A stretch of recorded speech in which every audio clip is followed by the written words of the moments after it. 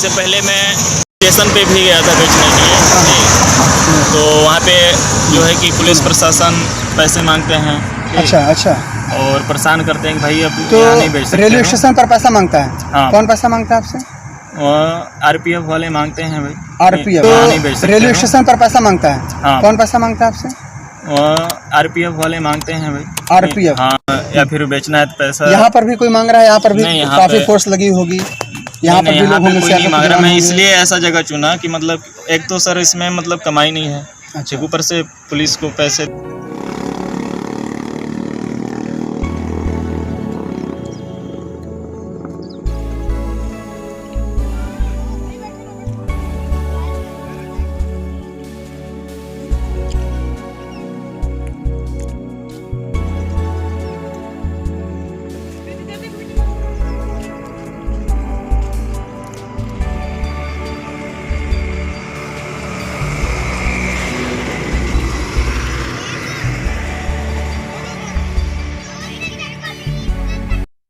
नमस्कार मित्रों, आप देख रहे हैं न्यूज़ इंडिया और मैं आपके साथ अजीत कुशवाहा।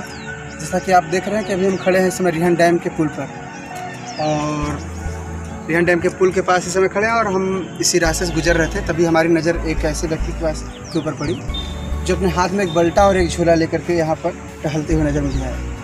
तो हमने जब अपनी गाड़ी को रोका तो उनसे बातचीत हमने करने की कोशिश की, तो मालूम चला कि ये एक पढ़े लिखे शिक्षित व्यक्ति हैं और ये रहने वाले रेलवे से, और आज इन्हें नींबू और चना और तमाम चीज़ों को लेकर के इस पुल पे भटकने की ज़रूरत आन पड़ी है। तो कहीं ना कहीं क्या है जानते हैं, चलिए आइए उनसे पूछिए। तो क्या नाम है आपका? मेरा नाम पन्ना लाल है। पन्ना लाल जी, क्या कर रहे हैं आप यहाँ पर?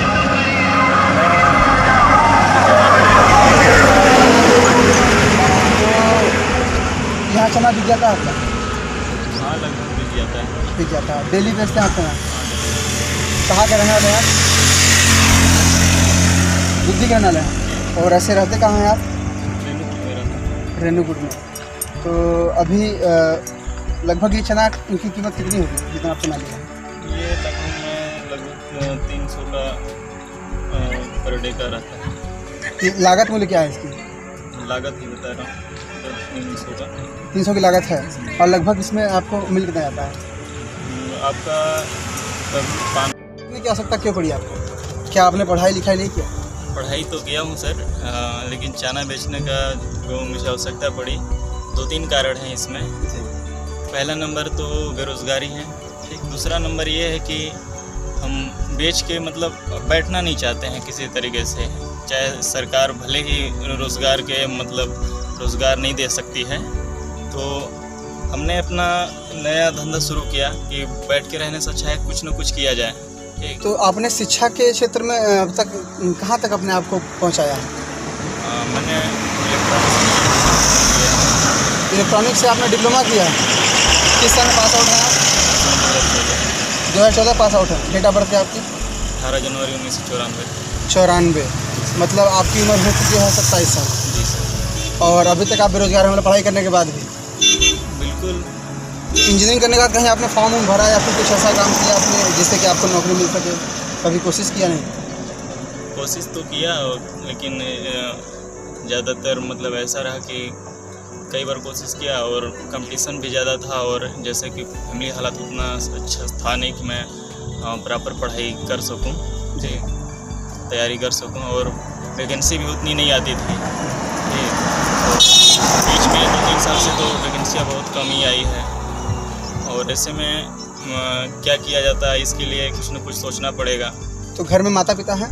सब कोई है। कितने लोग हैं आप लोग घर में? लगभग घर में 6-7 लोग। कौन कौन है? मम्मी है, पापा है, हम हैं, सिस्टर है, भाभी है, भैया है। तो बड़े भाई भी हैं?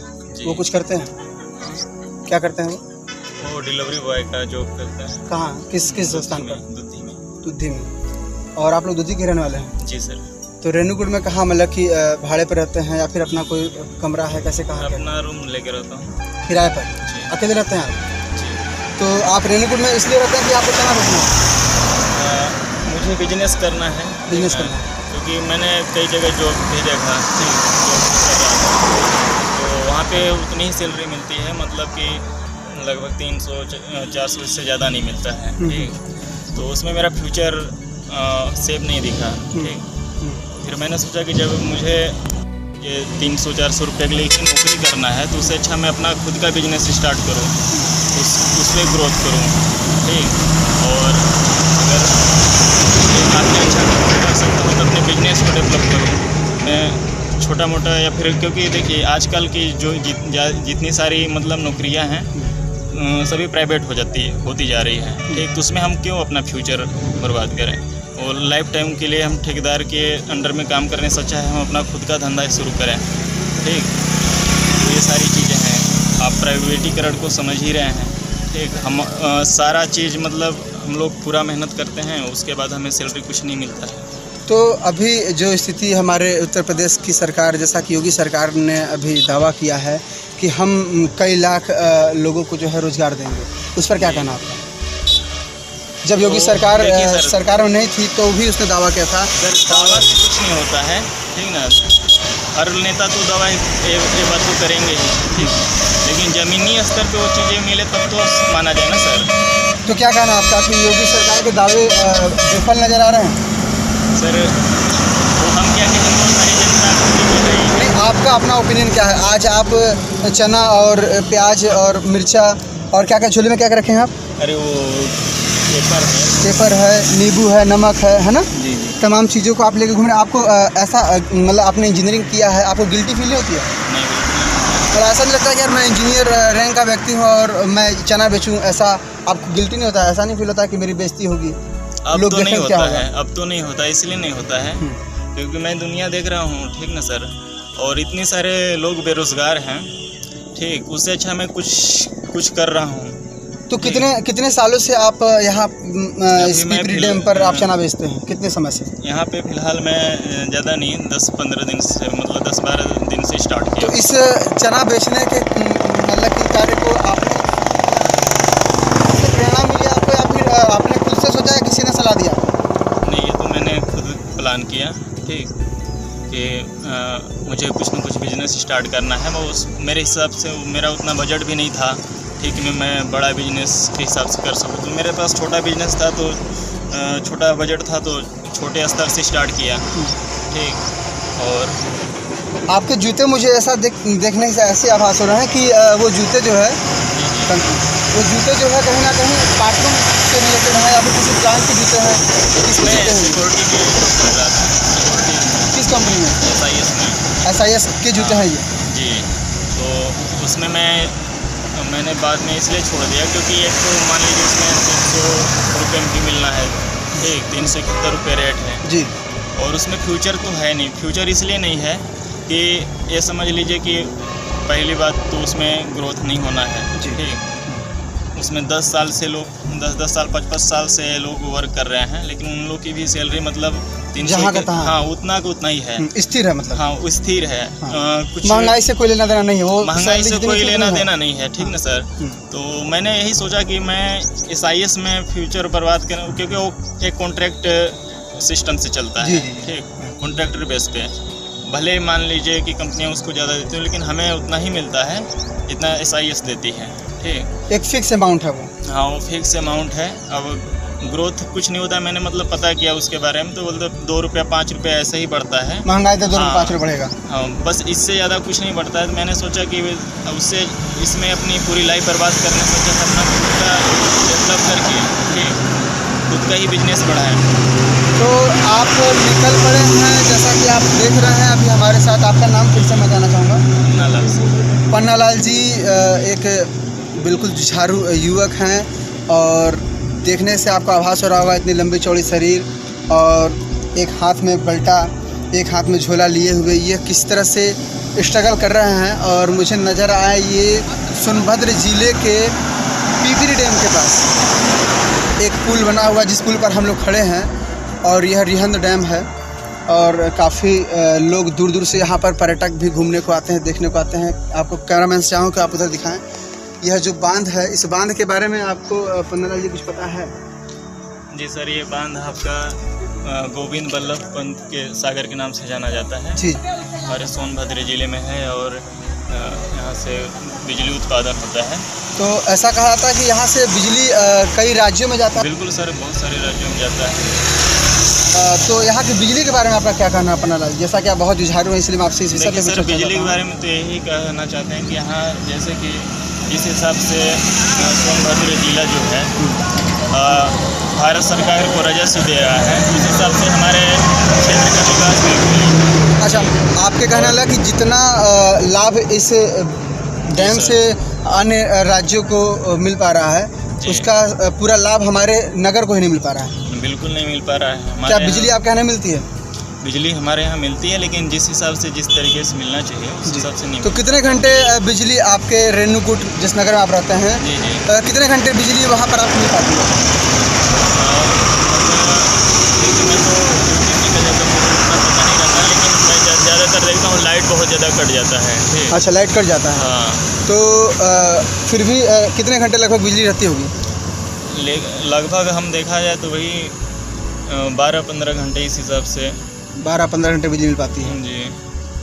तो यहाँ पर बिजली की व्यवस्था भी चरमर है, जैसा कि हमारी योगी सरकार का खुला हुआ है कि 24 घंटे बिजली देंगे। जो भी ऐसा क्षेत्र है जहाँ पर जो नगर से जुड़ा हुआ है या फिर ऐसे जुड़ा हुआ है वहाँ 24 घंटा बिजली देंगे। और यहाँ एक ऐसा सिस्टम लगा हुआ है जो कि कई राज्यों में बिजली पहुँचाता है, उसके बाद भी यहाँ 11-12 घंटे बिजली रहती है। वो तो है ही सर, वो तो आप किसी से भी पूछ सकते हैं यहाँ की बिजली की हालत क्या है। ठीक सर। तो आप झोपड़ी में रहते हैं या फिर आपका अपना खुद का कमरा है, कैसे? नहीं, मैं रूम लिया हूँ। क्या किराया है इस रूम का? रूम का किराया 1500 है। 1500 रुपये आप देते हैं रूम का? जी। और यहाँ अकेले रहते हैं? बिल्कुल। तो खुद बनाते खाते हैं? जी। तो आप इस चना को बेच करके महीने में कितने की अर्निंग कर ले रहे हैं? देखिए, अभी मैं स्टार्टिंग किया हूँ। ठीक। अच्छा, अभी आपको तो 15 दिन ही हुआ जैसा कि आप बताया। हाँ, अभी मैं स्टार्टिंग किया हूँ। अभी काफ़ी लंबा टाइम हुआ नहीं कि मैं इसको एप्रोक्स एनालिसिस कर सकूँ कि कितना आ रहा है। ठीक। मैं स्टार्ट किया हूँ ताकि अपना बजट बना के कुछ इससे भी बेटर कर सकूँ। तो इस चना को बेचने के बाद आपका क्या प्लान है कि अब इसके बाद का आपका जो अगला पड़ाव होगा वो क्या होगा? सर, अगला प्लान जो भी होगा आप लोग को पता चल जाएगा। अब तो फिलहाल इसमें अपना बजट पहले बना लें, उस हिसाब से फिर प्लान करेंगे। शुरुआत आपने कर दी है, एक मुहिम छेड़ दी है। जी बिल्कुल, जैसे अब बजट मैं अपना बना लूँगा उस हिसाब से फिर देखूँगा किस बजट में मैं कौन सा नया बिजनेस स्टार्ट कर पाऊँगा। ठीक, जिससे ग्रोथ हो सके। किस कॉलेज से आपने पढ़ाई की अपनी? Government polytechnic Mirzapur. Government college से पढ़ाई की आपने? जी सर। क्या फीस लगा था आपको उसमें? फीस तो वही लगा था लगभग जो सबका लगता है, मतलब 14-15 हज़ार रुपये मतलब ईयरली होता है। ईयरली? तो गवर्नमेंट कॉलेज से तो सस्ते थे। जी जी। अगर ये प्राइवेट होते तो क्या खर्चे आते? लगभग 70-80 हज़ार ईयरली। हाँ, ईयरली आता। तो रहना खाना आप लोग का वहाँ फ्री था, कैसे क्या था? नहीं, वहाँ पे अपना ही रहना पड़ता था। अपना रहना पड़ता था? जी। बस पढ़ाई में आप लोगों को फीस कम लगा? जी जी जी। इसीलिए आपने पढ़ाई कर ली। लेकिन क्या आपको मालूम था उस समय कि पढ़ने के बाद भी मुझे इतना झेलना पड़ेगा? नहीं, इसका आभास था आपको? ये सब किसी को नहीं पता होता है। नहीं, लेकिन आपको उस समय तो ऐसा लगता होगा ना कि पढ़ लेंगे तो हमारी नौकरी रखी हुई है, या फिर हमें जॉब मिल जाएगा, या फिर हम एक अच्छा जीवन जिएंगे, ऐसा सोच कर आपने पढ़ाई किया। लेकिन आज आप ऐसे स्थान पर हैं तो आपको क्या लगता है कि जितना आपने मेहनत किया और उसका जो आउटपुट मिल रहा है आपको, उस पर क्या कहना है आपका? देखिए, इस पे तो मैं यही कहूँगा कि देखिए, जो ज़्यादातर सिस्टम प्राइवेट होते जा रहे हैं, ठीक ना, प्राइवेट होते जा रहे हैं और जॉब की मतलब जॉब के बहुत समस्या बढ़ते जा रही है। समस्या बढ़ते जा रहे हैं, सब कुछ कम होता जा रहा है। ठीक, अब यही है, या फिर जॉब के भरोसे बैठने से रहने से अच्छा है आप खुद का कुछ डेवलप कीजिए, खुद का कुछ बिजनेस स्टार्ट कीजिए।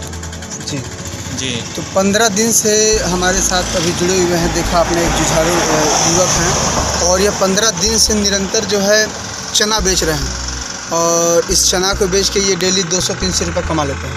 जी, राम भरोसे हिंदू होटल कहा जाए। बिल्कुल। जैसा कि होता है राम भरोसे हिंदू होटल, तो राम भरोसे इनकी नैया चल रही है और एक पुल के ऊपर इनकी नैया चल रही है। तो साथियों, मैं आपसे कहना चाहूँगा कि एक ऐसा भी युवा हमारे आपके बीच का है जिसने हार नहीं मानी। और सर, मैं और भी चीज़ें बता सकता हूँ कि मतलब मैंने यहाँ पे बेचना भी स्टार्ट किया। इससे पहले मैं स्टेशन पे भी गया था बेचने के लिए जी। तो वहाँ पे जो है कि पुलिस प्रशासन पैसे मांगते हैं। अच्छा अच्छा। और परेशान करते हैं कि भाई अब तो यहाँ नहीं बेच सकते रेलवे हो। स्टेशन पर पैसा मांगता है? हाँ। कौन पैसा मांगता है आपसे?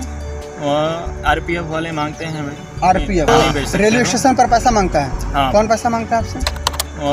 आरपीएफ वाले मांगते हैं भाई। आरपी यहाँ पर भी कोई मांग रहा है? यहाँ पर भी नहीं, यहाँ काफी पे- फोर्स लगी होगी, यहाँ पर भी लोग होंगे, कोई नहीं मांग रहा। सियासतदान मैं होंगे। इसलिए ऐसा जगह चुना कि मतलब एक तो सर इसमें मतलब कमाई नहीं है, अच्छा। ऊपर से पुलिस को पैसे दे दो। और मतलब एक तो सर इसमें मतलब कमाई नहीं है, अच्छा। ऊपर से पुलिस को पैसे क्या कहते हैं आरपीएफ वालों को। तो कितना पैसा मांगती थी आरपीएफ की पुलिस? आपका वही 30-40 रुपये इस तरीके डेली से। का? हाँ 30-40 रुपये। फिर मैं वहाँ पे गया था 2-3 दिन, ठीक है। वहाँ पे कई लोग मिले, तो भाई यहाँ पे बंधा हुआ है तभी बेच पाएंगे, ठीक। तो जो लोग बेचते थे वो बताया कि बंधा हुआ है? हाँ फिर एक स्टेशन पे गया तो वहाँ मुझे मतलब 40 रुपये देने पड़े वहाँ पे, ठीक। फिर उसके बाद मैंने देखा कि यहाँ से अच्छा है, फिर मैं कहीं नई जगह पे शुरुआत करूँ। तो ये स्थान मुझे अच्छा लगा, फिर इस स्थान पे मैंने अपना बेचना शुरू किया। माल वाल बचता था तो मैं स्टेशन पे चला जाता था बेचने, तो वहाँ पे आरपीएफ वाले परेशान करने लगे कि नहीं यहाँ पे नहीं बेच सकते हो। तो आरपीएफ की जो पुलिस टीम है, पुलिस बल है, उसने आपसे पैसा मांगने का काम किया, इसीलिए आपने स्टेशन पर बेचना छोड़ दिया? जी नहीं तो शायद आप स्टेशन पर ही बेचते। जी बिल्कुल। मतलब इससे अच्छा प्लेटफॉर्म स्टेशन था? अब मुझे अपना ग्रोथ करना था ना इस पे, तो उस पे भाई कहीं ना कहीं हाँ, स्टेशन पर तो संख्या ज़्यादा थी। हाँ संख्या तो ज़्यादा थी। वहाँ पर आप मुझे जो अपना है बजट बनाने के लिए कुछ भी करना था जी, लेकिन वहाँ से उम्मीद हट गई। फिर मतलब मैं नया जगह। तो अगर आरपीएफ के लोग आपको परेशान ना करें तो क्या आप स्टेशन पर चना बेचना चाहेंगे? अब तो एक अपना स्थान बना लिया, ठीक है, यहाँ पे, तो यहीं पे बेचूंगा, ठीक। यहाँ पर लोग आते हैं आपके पास? हाँ लोग आते हैं। तो आपके चना की कुछ स्पेशल खूबी भी है कि लोग दूर से भी खाने आपके पास आए, ऐसा भी कुछ है? जी जी, मैं लोग पसंद करें ताकि आए। काफ़ी लोग आते हैं, चाहते हैं, तारीफ़ करते हैं, इसलिए मैं यहाँ पे रुका भी हुआ हूँ। अच्छा। तो 15 दिन से आप निरंतर इस पुल पर, बस ये पुल की दूरी क्या होगी लगभग बता सकते हैं आप दर्शकों को? कितने मीटर की दूरी पर ये पुल है, मतलब कितने मीटर में है ये पुल आपका? पुल दिखाना चाहेंगे आप, पूरा पुल राउंड करके दिखाइए ना कि पुल की दूरी क्या है।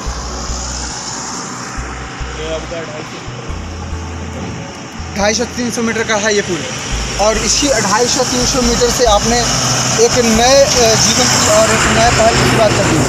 जी बिल्कुल, इसमें आप कई चीज़ें देख सकते हैं। मैं ये भी चाहता हूँ कि आप बैठिए मत घर पे, ठीक। जी जी। आप कुछ ना कुछ स्टार्ट कीजिए। आप अगर आपको सुविधा मिल रही है जॉब करने की तैयारी करने के लिए, या फिर घर से आप सबल हैं तो फिर आप कीजिए। अगर नहीं है तो फिर आप उठिए और कुछ न कुछ अपना स्टार्ट कीजिए। मतलब आप युवाओं को क्या संदेश देना चाहते हैं? युवाओं को सर मैं यही संदेश देना चाहता हूँ कि आप सरकार के भरोसे मत बैठिए, ठीक। अगर आपको जो अच्छा लगता है, अगर वाकई में लगता है कि हाँ, तो आप उसमें अपना समय दीजिए, अन्यथा आप अपना समय वहाँ दीजिए जिसमें आपको बेटर लगे, ठीक। तो क्या सरकार पर विश्वास बिल्कुल भी करना क्या लगता है आपके हिसाब से कि उचित है या नहीं? मैं तो कहूँगा सिर्फ आप पे विश्वास कीजिए। सरकार के लॉलीपॉप पर हमें विश्वास करने की आवश्यकता नहीं है, क्या कहते हैं आप? सरकार के लॉलीपॉप पर जो सरकार ने जो योजना बनाई या जो उन्होंने वादे किए थे, बस मैं ये कहूँगा कि आपका क्या उद्देश्य है, ठीक। आप उस पर ये रखिए। हाँ, अगर सरकार अच्छी रहेगी तो आपको हो सकता है जॉब दे दे। आपके पेरेंट्स जानते हैं कि आप चना बेचते हैं? नहीं। अब आप चैनल पर आ रहे हैं, आपको लोग देखेंगे, हज़ारों लाखों लोग देखेंगे, तो क्या कैसा लगेगा उन्हें? आपको कैसा लग रहा है कि क्या कहेंगे आपके पेरेंट्स कि हमारा बेटा इंजीनियरिंग करके आज चना बेच रहा है? कोई बात नहीं, पता तो चलना ही सर, आज नहीं तो कल। आपके अगल बगल आस पड़ोस के लोग जानते हैं? कुछ लोग जानते हैं। कभी आपके फ्रेंड सर्कल के लोग यहाँ पर दिखे, मिले आपसे? क्या तुम क्या कर रहे हो यहाँ, चना बेच रहे हो, मुझे जॉब नहीं मिला? कभी ऐसा सवाल? मैं इसी वजह से वहाँ से दूर होके आया हूँ यहाँ पे, कि वहाँ पे मतलब ज़्यादातर अगर पास के लोग रहेंगे तो ज़्यादा ये होगा। तो यहाँ पे मतलब अपने घर से 30-40 किलोमीटर दूर हूँ, तो उतना ज़्यादा मतलब ये नहीं है। तो आप अपने घर से है कि मैं अपना बिजनेस डेवलप कर लूँगा तो कोई कुछ नहीं बोलेगा। मतलब जब सबको प्रॉब्लम होती है, ये तो समाज है, आपको पता ही। समाज को से बच कर के भी आप यहाँ पर आकर के अपना कार्य कर रहे हैं, लेकिन अपने कार्य को आपने रोका नहीं है जी, निरंतर चालू है और वो चल रहा है जी, है ना। तो ढेर सारी शुभकामनाएं हैं आपको हमारे पूरे डीएनए टीम की तरफ से। और हम उन सभी युवाओं को बताना चाहेंगे और दिखाना चाहेंगे कि आप एक ऐसा भी युवा है आपके बीच का जिसने सरकारी कॉलेज से अपनी पढ़ाई की और इंजीनियरिंग कर करके आज वो चना बेच रहा है। तो उन सभी युवाओं को आपके द्वारा एक बहुत ही अच्छी सीख, एक अच्छी जानकारी मिली कि किसी के भरोसे बैठने की आवश्यकता नहीं है। खुद खड़े हो और कुछ करो, बैठो मत, सोचो मत, समय बिताओ मत, क्योंकि समय को बर्बाद ही सिर्फ आप कर सकते हैं और कुछ पा नहीं सकते हैं अगर आपने इंतजार करने का समय मतलब कि काम किया तो। क्योंकि आज की सरकार जो जैसा कि भी आपने देखा खुले शब्दों में तो उन्होंने नहीं कहा, लेकिन कहीं ना कहीं इस सरकार पर विश्वास नहीं है युवाओं को। क्या कहना चाहेंगे, युवाओं को विश्वास है या नहीं? अब युवाओं को तो विश्वास तो नहीं है सर, नहीं है बात है। मतलब बीजेपी भाजपा की सरकार के वादे शायद कहीं ना कहीं अधूरे होते नजर आ रहे हैं, क्योंकि एक युवा ही आज कहने को मजबूर है कि सरकार के वादे विफल हैं। क्यों? बिल्कुल सर, सरकार के वादे विफल हैं। तो सरकार को भी आप कुछ कहना चाहेंगे? जो हमारे आज इस उत्तर प्रदेश के मुख्यमंत्री हैं उनके लिए आपका क्या कहना है? क्या आने वाली जो 2022 की चुनाव है, क्या लगता है आपको कि बीजेपी की सरकार आ पाएगी उत्तर प्रदेश में? देखिए, ये तो राजनीति की बात हो गई सर जी, मैं उसके बारे में कुछ नहीं कह सकता। फिर भी आपका अपना बहुमूल्य वोट है, हर किसी को साथियों, हर किसी को अपना वोट देने का अधिकार है और आपको भी अधिकार है और आपको भी अधिकार है, हमें भी है और आपको भी है। हर किसी को अपना बहुमूल्य वोट देने का अधिकार है और उस पर किसी की कोई तानाशाही नहीं चल सकती है। तो आपका अपना जो अधिकार है, तो आप क्या चाहेंगे? ऐसी सरकार को वोट देना चाहेंगे जिसने आपको आज चना बेचने पर मजबूर किया है, या फिर से एक बार मौका देना चाहेंगे? क्या कहना है आपका? देखिए सर, मैं इसके लिए 2-3 चीज़ बताऊंगा कि देखिए, मैं पहला नंबर तो कि जो सोनभद्र के लिए है, ठीक, मैं सोनभद्र का हूं, तो जो सोनभद्र के विकास के लिए जो सबसे अच्छा होगा, ठीक, मैं उसे वोट करूंगा। वो चाहे किसी भी पार्टी का कैंडिडेट हो, ठीक। और ज़्यादातर मैं बीजेपी को तो वोट नहीं दूंगा, ये बात, बीजेपी को तो वोट नहीं दूंगा तो फिक्स है, लेकिन उसी कैंडिडेट को वोट दूंगा, चाहे वो निर्दल हो चाहे अन्य पार्टी का हो, लेकिन जो सोनभद्र के विकास के लिए सही मायने से मतलब विकास करना चाहता हूँ। तो ऐसा कोई व्यक्ति आप लोग के बीच अभी तक उभर के आया है? चुनाव की सरगर्मी कहीं ना कहीं बुलंदी को छूने की कगार पर है, तो क्या लगता है आपको, कोई ऐसा व्यक्ति अभी तक आप लोग के बीच आ रहा है या आया है कि नहीं? अभी तक तो कोई आया नहीं है। अभी तक कोई नहीं आया। इससे पहले अभी वर्तमान के विधायक का नाम पता है आपको? जी। क्या है, क्या नाम उनका? हरिराम जी। आपके, हाँ, आप दुद्धी क्षेत्र के रहने वाले हैं? जी।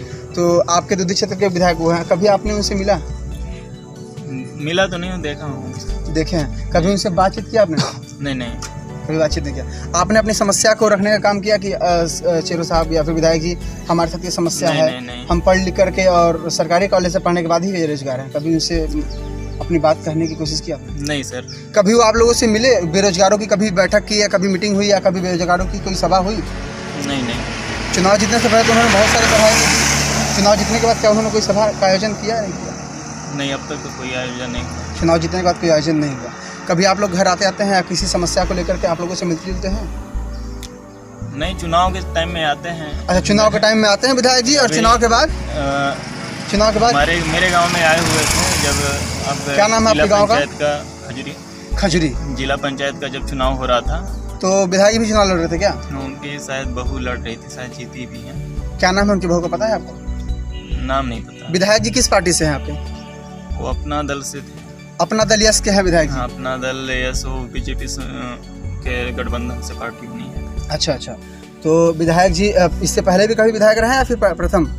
पहली बार ही बने। पहली बार। क्या कहा, कैसा रहा इनका करियर पुराना? इससे पहले कभी उन्होंने राजनीति में अपना समय दिया या फिर क्या समाज के लिए कभी सोशलाइज रहे? समाज के लिए तो मैंने उनको कभी नहीं देखा है। जिस हिसाब से आप सोनभद्र की स्थिति को देख सकते हैं जी, तो कुछ खास कदम तो उठाया नहीं गया है। तो इसके लिए विधायक जी के द्वारा जनता के प्रति अभी तक कोई विशेष कार्य नहीं किया गया। सोशल में कभी बने रहते हैं विधायक जी आपके? कभी बेरोजगारों की लड़ाई या फिर कभी वृद्धाओं की लड़ाई या फिर कभी किसी भी भ्रष्टाचार के खिलाफ उन्होंने आवाज़ उठाया? नहीं, कभी मैंने नहीं सुना। कभी आपने नहीं सुना? आप एक शिक्षित व्यक्ति हैं, आप अखबार भी पढ़ते होंगे, टीवी चैनल भी देखते होंगे, तो क्या लगता है आपको, कभी आपने यह सुना कि विधायक जी ने आज यहाँ धरना दिया इस मामले को लेकर के? आज विधायक जी ने आज इन युवाओं के लिए या फिर इन वृद्धों के लिए या फिर इन असहाय के लिए कभी आवाज़ उठाई विधानसभा में या कहीं पर भी? आपने कभी सुना? नहीं, कभी चैनल पर देखा, कभी अखबार में छपा देखा?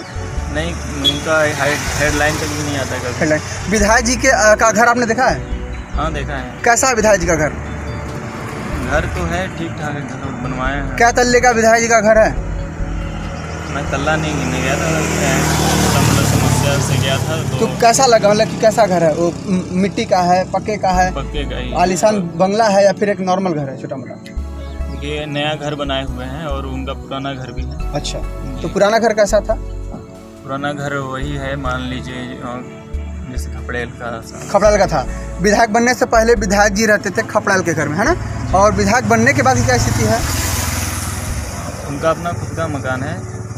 तो वो भी अभी भी खपड़ाल में ही रहते हैं या फिर कुछ और है? अब हम ये नहीं बता सकते सर कि खपड़ेल में रहते हैं कि किस में। अब जो नया मकान है वो भी खपड़े का ही है या फिर कुछ और? नहीं, वो तो मकान है उनका बना हुआ है, वो नया बिल्डिंग बना है। क्या गांव के और भी किसी व्यक्ति का इस तरह से मतलब कि वो हो पाया है, मतलब कि कह सकते हैं कि प्रोग्रेस हो पाया है? जैसा कि विधायक जी का प्रोग्रेस हुआ कि खपड़ा से आज बिल्डिंग में चलेगा, तो क्या ऐसा किसी और के साथ भी हुआ? गांव के लोग भी खपड़े में रहते हैं, क्या वो लोग भी बिल्डिंग में पहुंच पाए या नहीं? नहीं, वो लोग तो जैसे कहें वैसे ही। गांव के लोग जहां थे वहीं हैं, लेकिन विधायक जी की बिल्डिंग आज आसमां छू रही है। हमारे साथ जुड़े हुए हैं एक युवा जो अपने दिल की बात बिल्कुल अपनी जुबानी और बिल्कुल ईमानदारी और तन्मयता से देते चले जा रहे हैं। बहुत बहुत धन्यवाद आपको हमारे साथ जुड़ने के लिए। और हम चाहेंगे कि इस वीडियो को, हमारी इस खबर को देख रहे उन हज़ारों, उन सैकड़ों, उन लाखों युवाओं से, सभी से अपील है कि इस वीडियो को अधिक से अधिक शेयर करें, जिससे कि हमारे देश के मुख्यमंत्री, हमारे उत्तर प्रदेश के मुख्यमंत्री जो हैं योगी आदित्यनाथ जी, उनके पास ये सूचना जाए कि क्या सच में उनका युवा आज बेरोजगार है या उसे रोज़गार मिल पाया है। तो और कुछ अगर आप कहना चाहते हो? देखिए, मैं यही कहना चाहता हूँ सरकार से जी कि जैसे कि लेखपाल की भर्ती जो है जी, और चाहे आपका यूपी पुलिस की भर्ती जो आने वाली है, उसको जल्द से जल्दी, ताकि लोग युवा अपना जो भी तैयारी कर रहे हैं वो अपना हम भर के अपनी उद्देश्य को पूरा करें। खुद के सपनों को पूरा ना कर पाने के बाद भी एक युवा ने एक प्रदेश के मुख्यमंत्री से अपील की है। खुद के सपनों को पूरा ना करने के बाद भी एक युवा ने इस उत्तर प्रदेश के मुख्यमंत्री से अपील की है कि वो जितनी भी भर्तियां हैं, लेखपाल की भर्तियां और तमाम जो भी भर्तियां अधूरी हैं, उसको जल्द से जल्द पूरा करने का काम किया जाए। क्योंकि इसमें क्या ये है ना कि वो लेट तो करते जा रहे हैं, लेकिन लोगों का एज खत्म होता जा रहा है। जी जी। कि एज लिमिट खत्म हो जाने के बाद उनको फॉर्म तो भरेंगे नहीं ना, तो वो तो फिर कहीं ना कहीं उनकी पढ़ाई खत्म हो लिखाई गई, सारी चीज़ें खत्म हो जाती है जी। ठीक, तो आप टाइम से आप जो है कि वैकेंसी को दीजिए, ताकि जो लोग हैं उस तैयारी को कर रहे हैं, उसके लिए अपना ध्येय बनाए हुए हैं, अपना उद्देश्य बनाए हुए हैं, ठीक, उनका उद्देश्य पूरा हो। तो लेखपाल की भर्ती के लिए आपने बोला, लेकिन आपने की है इंजीनियरिंग और आपने अपनी भर्ती के लिए आपने मुख्यमंत्री महोदय से कोई अपील नहीं किया, आखिर क्यों? आप दूसरों के लिए सोच रहे हैं और आप अपने लिए क्यों नहीं? मैं अपना कर तो रहा हूं। अच्छा, आपने अपने लिए एक कार्य की शुरुआत कर दी है, तो अब आपकी जीवन रेखा मतलब विपरीत है, अलग दिशा में अब चलेंगे। अब आपको जॉब नौकरी नहीं चाहिए, मतलब आपने 7 साल झेलने के बाद यह निर्णय ले लिया कि अब मुझे नौकरी नहीं करनी है, नहीं करना है, अब मुझे किसी पर डिपेंड नहीं होना है, सेल्फ डिपेंड होकर काम करेंगे। बहुत बहुत धन्यवाद आप हमारे साथ बने रहने के लिए आपको। और आप एक ऐसे मोड़ पर मुझे मिले हैं कि मैं आप दर्शक को बताना चाहता हूं कि सच में इनकी बात अगर हमारे उत्तर प्रदेश के मुख्यमंत्री महोदय तक पहुंच पा रही है, वो सुन पा रहे हैं, देख पा रहे हैं, तो युवाओं के बारे में सोचें आने वाला 2022 का चुनाव कहीं ना कहीं घातक हो सकता है हमारी भाजपा सरकार के लिए, और कहीं ना कहीं इसका बुरा परिणाम झेलना पड़ सकता है। इस वीडियो को अधिक से अधिक लोगों तक शेयर करें, लाइक करें, कमेंट करें और अपनी राय कमेंट बॉक्स में देना ना भूलें। अगर आपके भी बीच कोई युवा है, आपके भी बीच अगर कोई ऐसा जेन्युइन व्यक्ति है तो मुझसे संपर्क करें। हमारा नंबर आपको कमेंट बॉक्स में मिल जाएगा। आइए अब हम देखते हैं कि हमारे चना वाले बाबू जो है कैसे चना बनाते हैं। इंजीनियर साहब हैं ये और बना रहे हैं चना। अब देखते हैं इनके हाथों का चना कैसा है और हम लोग भी स्वाद चखेंगे। जैसा कि उन्होंने बताया कि हाँ, हमारा चना कुछ यूनिक होता है, कुछ स्पेशल होता है। क्यों? बिल्कुल है ना। और चेहरे पर मुस्कान है इनकी, ये बड़े खुशमिजाज व्यक्ति हैं। हार नहीं माना इन्होंने और निरंतर प्रयास जारी है। चना बना रहे हैं। किसी ने सिखाया आपको? नहीं। किसी ने नहीं सिखाया? चना बनाना आपको किसी ने सिखाया? आप खुद से बनाना सीख गए? बिल्कुल। अच्छा, देखिए चना बन रहा है। चना डल गया, उसमें प्याज डल गया, मिर्ची डल गया, नमक डल गया। अब देखते हैं आगे का क्या प्रोसेस है। अच्छा, नींबू भी डलना बाकी था। क्या बात है। ये हमारे इंजीनियर साहब हैं, हमारे उत्तर प्रदेश सोनभद्र जिले के रहने वाले, और दुधी एक छोटा सा ग्रामीण क्षेत्र है, वहाँ के निवासी हैं। और जीवन यापन हेतु और खुद के पैर पर खड़े होने हेतु आज इन्होंने जो है अपने आप को यहाँ पहुँचाया है। ये चना है इनका। ये इसकी कीमत क्या है? 10। ये 10 रुपये का चना है इनका। 10 रुपये इसकी कीमत है। और खा के भी इसको ज़रा चखा है कैसा है ये चना।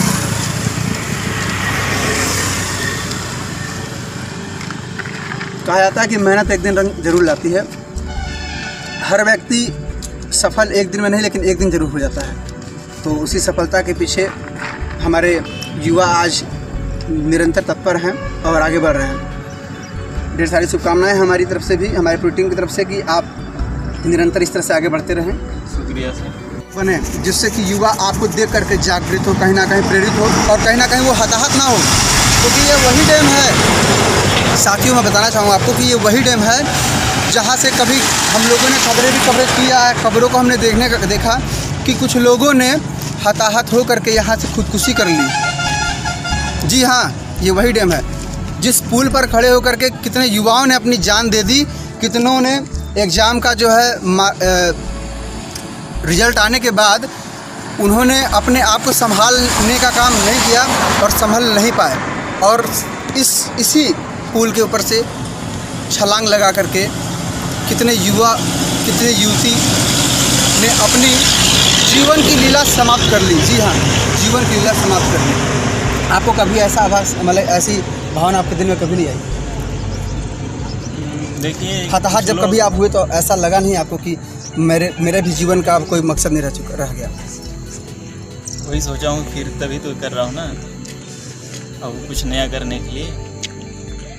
मृत्यु कोई ये नहीं है, फ्रस्ट्रेशन में आके आत्महत्या कर लेते हैं। ये मतलब लाइफ का कोई रूल नहीं है ये, ठीक। यानी कि आपको लाइफ कुछ नया करने के लिए बता रहा है, आपकी ज़िंदगी कुछ यूनिक करने के लिए आपको प्रेरणा दे रही है, ठीक। आप आत्महत्या मत कीजिए। आप अपने आप को वहाँ पे कमज़ोर होने की जगह अपने आप को मजबूती के साथ खड़ा होने के लिए सोचिए, मुझे किस तरीके से अपने आप को मजबूत करना है, आप उस पर विचार कीजिए। ये नहीं कि अपनी लाइफ को समाप्त करें। जो लाइफ को समाप्त करते हैं मेरे हिसाब से वो कमज़ोर होते हैं। उनके लिए क्या कहना है आपका, जिन्होंने अब तक अपने जीवन को समाप्त कर लिया? उनके लिए तो हम कुछ नहीं कर सकते, लेकिन क्या कहना है आपका, जो ऐसा सोच रखते हैं उनके लिए आप क्या कहना? देखिए, मैं उनको यही कहना चाहता हूँ कि आप भले फ्रस्ट्रेशन में हो या फिर आपकी स्थिति ख़राब है या फिर जैसी भी हो, ठीक, लेकिन आप अपनी हिम्मत ना हारें। आप ऑप्शन ढूंढेंगे तो ऑप्शन मिल जाएगा, ठीक। इस दुनिया में सब कुछ मोह माया है, ठीक। मोह माया को आप त्यागिए कि आपको लोग क्या कहेंगे, क्या आप उनको क्या जवाब देंगे। इन सारे बातों के बारे में अगर आप सोचेंगे तो फिर आपको वही करना पड़ेगा, तो आत्महत्या करना पड़ेगा, या फिर आप निकल नहीं पाएंगे लोगों के बीच। आप अपने आप को एक अलग हिसाब से फिर बनाइए ताकि आप एक नई शुरुआत कर सकें। मतलब दुनिया की बातों को छोड़ करके आप अपने आप को आगे की ओर बढ़ाइए और तन्मयता से अपने कदम को सफलता की ओर लेकर के चलिए। दुनिया क्या कहती है, क्या सोचती है, क्या कहेगी, क्या सोचेगी, इसको सोचने का समय आपके पास नहीं है।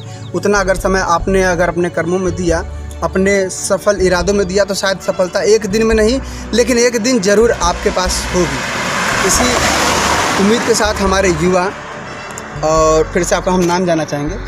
पन्ना लाल है। पन्ना लाल जी। देखिए, पन्ना लाल जी ने मुझे तीसरी बार अपना नाम बताया है। तो हमारे युवा पन्ना लाल जी इसी मुहिम के तहत अपने आप को आज इस पुल पर खड़े करके और एक योद्धा के रूप में अपने आप को लड़ करके और ज़िंदगी से और ज़माने से लड़ करके एक स्थान तक पहुंचाने की इन्होंने जो ठान ली है, पूरी उम्मीद है हमें और विश्वास है कि ऐसे युवा कभी असफल नहीं हो सकते। एक दिन आने वाला कल जो होगा, कहीं ना कहीं कहा जाता है कि हमारे इस भारत में एक बहुत बड़ा व्यक्ति है, इसका नाम है अंबानी जी। आप सभी जानते होंगे। तो कल का जो अंबानी, जिसने पेट्रोल पंप पर तेल भर करके आज पूरे देश पर राज कर रहा है, कहीं ना कहीं आज वो बहुत बड़ा व्यक्ति है भारत का, आपके पूंजीपतियों में। तो ये चना बेचने वाला भी एक दिन उस लेवल तक ज़रूर पहुंचेगा और आने वाला कल इसी युवा का होगा। नमस्कार, बने रहिए हमारे साथ। न्यूज़ जीने इंडिया में आपका फिर से स्वागत है। कैमरामैन राकेश शर्मा के साथ मैं अजीत कुशवाहा।